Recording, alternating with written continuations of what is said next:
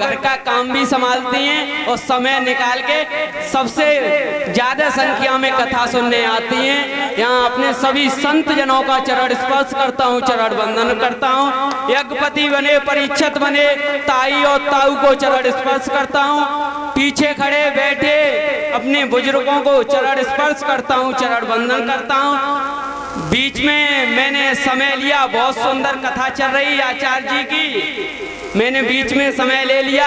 मैं तो चाहता हूँ उनकी कथाएं हमारे क्षेत्र में चलती रहें, ये हमारे क्षेत्र से ही नहीं जाएं। ज्यादा विलंब नहीं करूंगा, राजनीतिक चर्चा नहीं करूंगा माताओं बहनाओं, क्यों जहाँ कथा होती है वहाँ भगवान आसपास ही वास करते हैं, इसलिए राजनीतिक चर्चा कुछ नहीं करूंगा।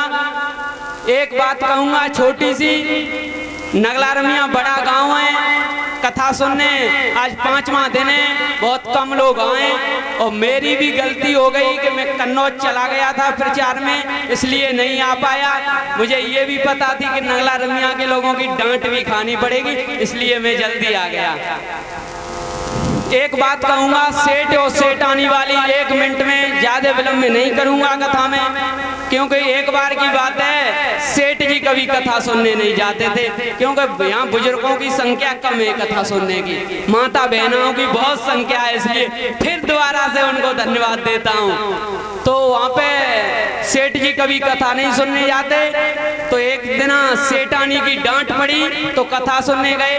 नया व्यक्ति कोई आता है, लोग हंसी तो बनाते ही हैं, कुछ दिन हमारी भी लोगों ने हंसी बनाई। हम कहीं की नई जगह जाते तो लोग कहते बच्चा है, अभी छोटा है, ये वो। फिर हमने कहीं भी निमंत्रण मिले चाहे न मिले, हम साइकिल उठाई और चल भैया, इधर भंडारा उधर भंडारा, 13वीं जो कुछ होता वहीं चल देते।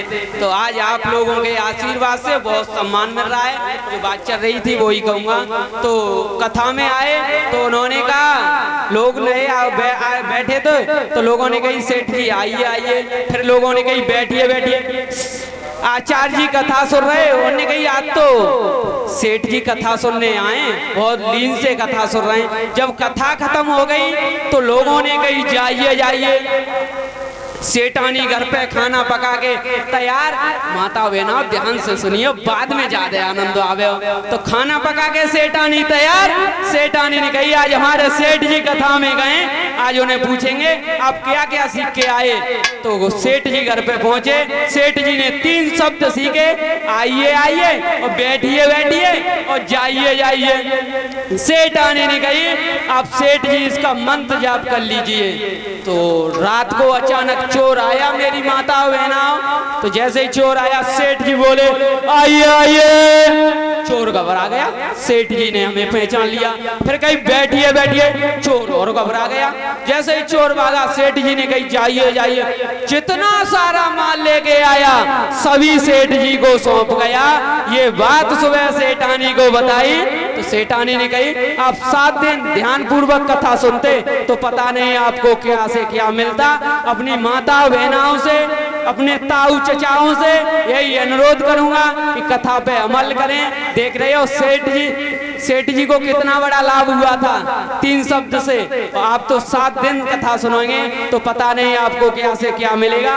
फिर से एक और कहूंगा, आपका सबका बेटा हूँ छोटू, कान पकड़ो, बताओ छोटू इधर से नहीं इधर से, मेरा मार्गदर्शन भी करते रहिए और कहीं गलती हो कान पकड़ो, बताओ इधर से नहीं इधर से। फिर से सभी को चरण स्पर्श, चरण बंधन, गलती बने माफ करो और बताते रहिए।